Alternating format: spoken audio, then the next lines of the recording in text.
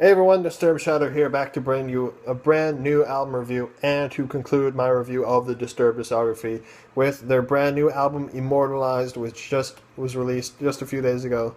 Now, I was originally planning on reviewing it on the release date, but I ended up having to take a bit more time to listen through this album a bunch of times and sort of get a better feel for it before I jumped into this review because I wanted to get it just right. And I want to be very familiar with these songs before I started reviewing them because, as I've said before, Disturbed is my personal favorite band of all time, and I'm really excited to review their first album since returning from their hiatus, which has lasted a little over 4 years now. So, anyway, let's just jump in and talk about some of the tracks on this album.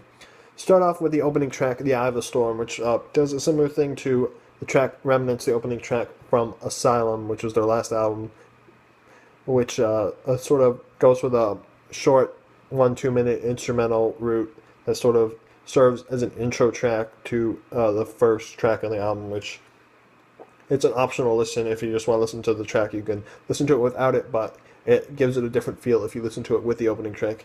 Now, what's cool about this is it sort of has a lot of two separate guitar tracks, one of a more simplistic thing, and then a more lead guitar bit that sort of plays this melodic bit with all this wah in it. It sounds really cool. And this track is alright. I think I might like Remnants a little bit better, but this still is a great track, and it feeds right into the second track, which is the title track, Immortalized, which starts off this album with a big, heavy opening number. It's very similar to the track Indestructible, the title track from their fourth album, which sort of has this big, meaty guitar riff that's just right there in your face, and just heavy vocal performance and everything. It's just a really great way to showcase Disturbed back and better, and it's just a really fantastic song. Track number 3, The Ventral One, which was the first single released back in June when they first announced they were returning from hiatus. It's just a really solid track. It sort of starts off with this sort of simple rhythmic drum beat, and then the guitars come in, and then more guitars come in, and then the bass, and then it just sort of builds up. The one thing I would have liked in this intro is for David to throw some of his signature growly sound effects in there, but it is what it is. Anyway, the rest of the track is super solid. Great vocal performance all the way through. Just really great lyrics, vocal work, guitar work, everything. Just really great. And there's a lot of moments where the lead guitars are sort of layered on top of these really groovy guitar riffs that just really pull you into the song. It's a very fun, enjoyable song, and it gets really heavy in the middle of the track with these really big, meaty guitar riffs that it's just a great feel to it. Track number 4, Open Your Eyes, which is a very explosive intro. It comes in heavy with the drums and with this sort of crunchy, heavy guitar riff, and then brings the bass in, and just really powerful in-your-face song, sort of more upbeat, melodic vocal performance. And sort of a little bit, it sounds a little bit more poppy on the vocal side of things, especially in the verses. But then in the choruses, the one complaint I do have is that the chorus is a bit repetitive, where it's just him saying "open your eyes" over and over, except for like one line that's different. But overall, still a solid track and very enjoyable. And I love the explosive energy in this track. It sort of really gets you pumped up. And there's a great gang vocal, backing vocals in this song that just have a great feel to them. Very fun. There's lots of energy. It's great to see all the guys in the band sort of having fun with this track and really enjoying it and throwing in their own vocals in the mix to just give it a different feel, since most of the time in Disturbed songs you mainly only hear David on the vocals, but it's nice to hear that little bit of just all the gang there just throwing in their vocals there. So it's a fun bit there. Track number 5, The Light, which is a very different song from Disturbed, and it's one of my personal favorite tracks on the album. It just has a really great feel to it. Comes in with this simple guitar bit with a lot of effects on it. It sort of sounds like something you might hear in like a U2 song or something even. It's just a different style for them. But then it comes in with their signature guitars later on. And I just really love everything about the song. Very melodic vocal performance from David. Very motivating, uplifting lyrics. Very well written songs and lyrics and everything. It's just so good. And just really powerful chorus, and just everything about the song is awesome. It's just a really, really great track, and I like that they sort of went off in a little bit of a different direction with this track. Track number 6, What Are You Waiting For, which is another track they released sort of ahead of time. Earlier this month, they sort of released it as another promotional track with a lyrical video. It's another enjoyable song. It's got a really aggressive guitar throughout the whole whole song. And what I really like about this track is the bass is turned up so loud. It's the loudest I've ever heard the bass in a Disturbed song. And it's overpowering the guitars in some areas. It just sounds really cool. Just sort of that the guitars are there to sort of give the bass a little bit more meat instead of the other way around for once. This is a really cool thing. I just really love these powerful bass lines, and then the drums are just so percussive in this. It's just very aggressive drumming, and then things pick up a little bit faster in the chorus, and just there's a really aggressive feel to it. And just David belting out these very aggressive lyrics, a very signature style for Disturbed. Just it feels like an old school Disturbed song, but it still manages to keep things interesting. And again, like Open Your Eyes, they bring in a lot of the backing gang vocals to just give it a little bit of a different feel than some of the stuff they've done in the past. And it works really well. It's just really great song. Track number 7, You're Mine, which is another one that just turns the bass up really loud, just like What Are You Waiting For? It's just really loud bass, and it blends in really nice with the guitars. And there's a lot of more electronic effects, industrial sort of sound effects and stuff like that, sort of reminiscent of the Sickness era, but sort of with their more hard rock style that they've been known for in the last few albums. So it's a good mixing of their various styles that they have, and it just works really well. And then the opening of the track is mostly just the like electronic sound effects. It's sort of reminiscent of the intro to the game a little bit, which is the second track off of The Sickness. So it's sort of a callback to their older style. And I really like everything about this track as well. It's got these very powerful, soaring vocal performances from David that just really powerful. And the way Dan and John's guitar and bass blend together, it just comes together really nicely for just a really great sound to it. And then this is another one where Mike's drums are just phenomenal. They're really all over the place. They're really heavy, and there's all this cool technical stuff happening. It comes together really nicely for a very fantastic song. And this one has a nice sort of guitar solo. Sort of sounds a lot like the stuff they threw around on Asylum and Indestructible. And I didn't forget to mention this on What Are You Waiting For? There's a very short solo there too. It's got a very squealy guitar sound to it. It's just an interesting thing there. It sort of sounds like some of the stuff they've done on it reminded me a little bit of the track of Violence Fetish from The Sickness in terms of the squealy little guitar thing that he did. It's just, but more blending that with the style of solos that they sort of throw around on their more recent stuff, because they really didn't do any guitar solos before the 10,000 Fists album. So anyway, back to the next track I want to talk about, track number 8, Who, which is another more aggressive track. But just like Open Your Eyes, it sort of suffers in the chorus a little bit because it's kind of repetitive where it just says who a bunch of times. Though David tends to drag out a bunch of notes across one word. It does work for here, but there's maybe they could have done a little bit different here, but still overall good chorus. Despite that, it still makes you want to sing along with it because despite the lyrics not being too involved, the actual vocal melodies are very solid and to sort of pull you into it. And this is the first song where you really hear David's sort of signature growl sound effects that he makes a lot more. Like there was a couple moments on What Are You Waiting For where you did them, but Who is the first one where you really hear a track that he does a lot, which is something I thought was kind of lacking on this album, since that's sort of what Disturbed does, and it sort of makes them unique, but whatever. They still did it a couple times here, so that is still cool. Track number 9, Save Our Last Goodbye, which could have been one of the best tracks on this album if not for the stupid, cliche, corny phone sound effects. It starts off with like the dial tone and then someone leaving a message, which is but then it gets worse because they do another thing with the calling and then like a recorded message. We're sorry that this mailbox is full and can't take any more messages. And it's kind of right when they're doing the bridge and just getting really heavy in the middle of it. It sort of detracts from that a little bit.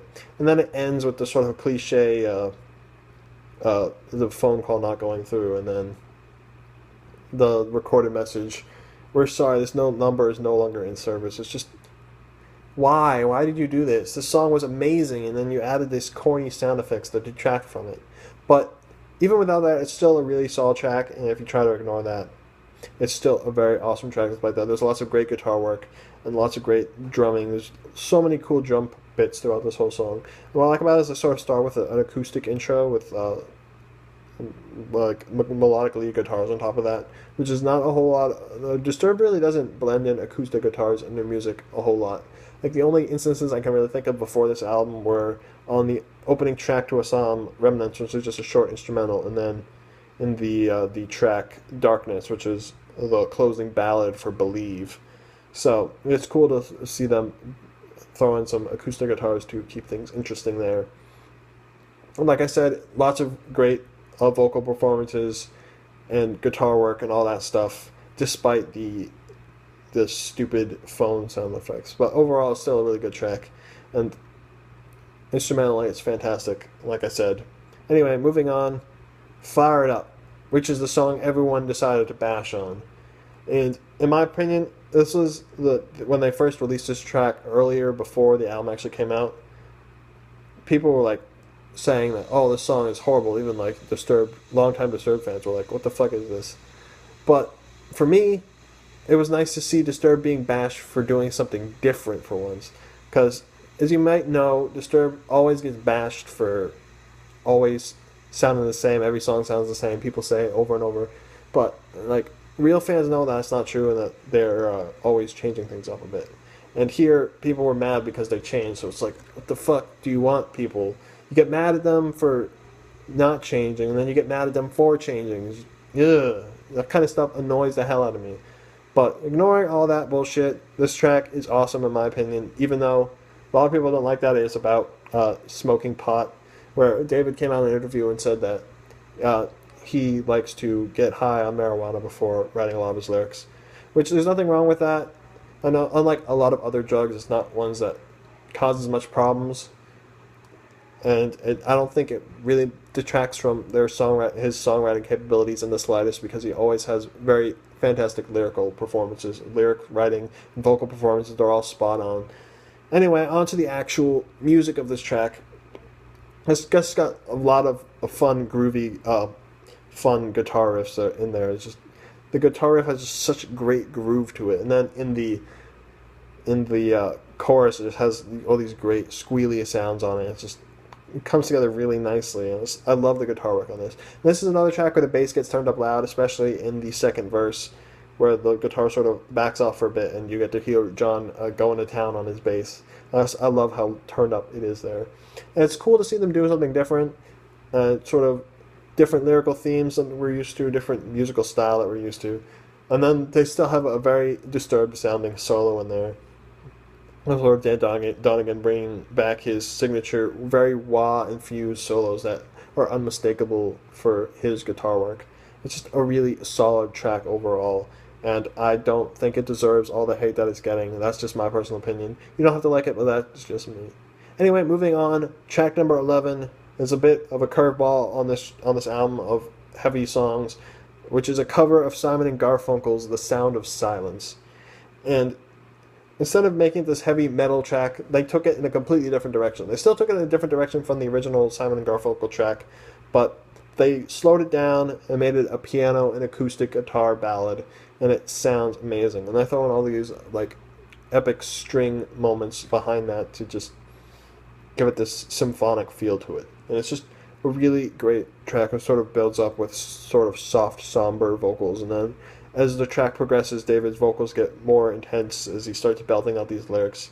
I just love the progression on the track, and they did a very unique interpretation of this track. It's kind of unexpected, too, because they sort of went in a more ballady route than a aggressive metal track.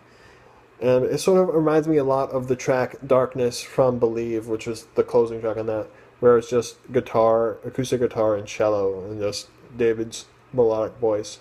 It just it's another moment like that. It's such a beautiful cover and a great interpretation of this track, and they did a solid job on this, and it keeps things interesting as well.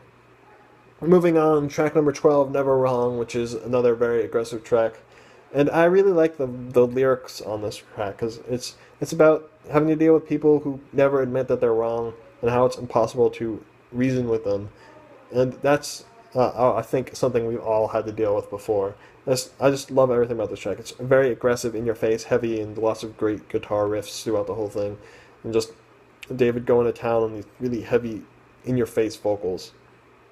Track number 13, Who Taught You How to Hate, which is the closing track. It's a sort of slower but still very aggressive song. Very rhythmic on the drums, so just lots of great drumming moments throughout the entire track. And just really powerful vocal performance again from David, where he's just belting out these lyrics about hate, obviously, because it's asking someone like who taught them how to hate. It's sort of dealing with the issues of how people like hate on things for no reason, it seems like, in some of the areas. Anyway, I think it's a good closing track. But I want to talk about the 3 bonus tracks, which previously on all going through this Disturbed discography, I've been ignoring all the bonus tracks, B-sides, and stuff like that. Because after this, I'm planning on maybe going back and reviewing The Lost Children, which is a B-sides collection. But this is different because these are 3 bonus tracks that were included with the deluxe edition of the album, and obviously this is after the release of The Lost Children, so I want to talk about them here because they're very solid, and that's the version of the album that I purchased for myself. First track, Tyrant, is very solid, very classic sounding Disturbed track, which very sort of rhythmic, percussive vocal performance from David. And then it's got a pretty cool harmonized solo with 2 lead guitar tracks on it, but it still has that very signature Dan Donegan solo style to it. So it's cool a little bit there. Track number 15, Legion of Monsters, which is another one that sort of sounds poppy on the chorus a little bit, but it's very catchy, it pulls you in. And this track sort of deals with the issue of the media sort of treating or focusing on the killers and like these tragic mass killings and stuff like that that we've been seeing a lot more of in recent years, and sort of addressing the media and how they sort of popularize them instead of focusing on the victims. So sort of bringing in some of Disturbed politics in there, but still a very solid track. Lots of cool guitar moments on both the lead and the rhythm guitars. So it's just a really solid track overall. And finally, track number 16, Brave and the Bold, which is notable because it's one of the few tracks on this album that does include David's signature vocals, growl sounds, and then another cool Dan Donegan solo in there to keep things interesting as well. So 3 cool bonus tracks that are a nice way to give you 3 more awesome Disturbed tracks on top of the 13 included on the standard edition of the album. Anyway, I've gone on long enough about these tracks, and I'm like 17 minutes into this video, so I want to kind of wrap things up. So let's jump to the band members themselves. Start off with David Draiman on vocals. Very solid performance all the way through. It's interesting to see him sort of not do as many of his signature growls sounds as much on this album, put more focus on his singing. There's lots of great aggressive moments like on Immortalized or The Vengeful One or Never Wrong, where just really aggressive. But the more melodic moments as well, like on The Light or especially on the cover of Sound of Silence. It's just really melodic, soft vocal performances there as well. So he's got quite the range, and he's doing a lot of great stuff throughout the album. And he does some more whispery type of stuff, that the whispery, growly kind of stuff he does.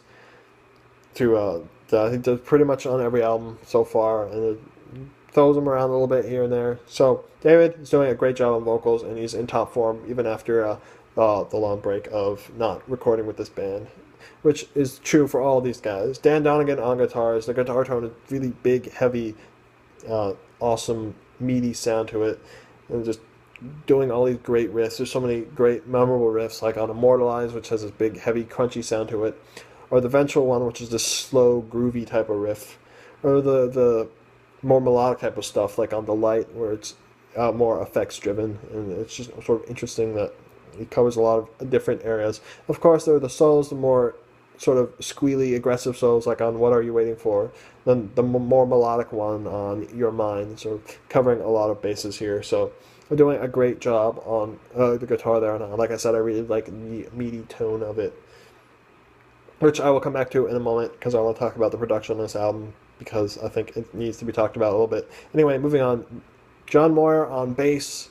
Like I said, his bass is turned up so freaking loud on this album, and it's great. Especially on tracks like Your Mind and What Are You Waiting For, where the bass really stands out.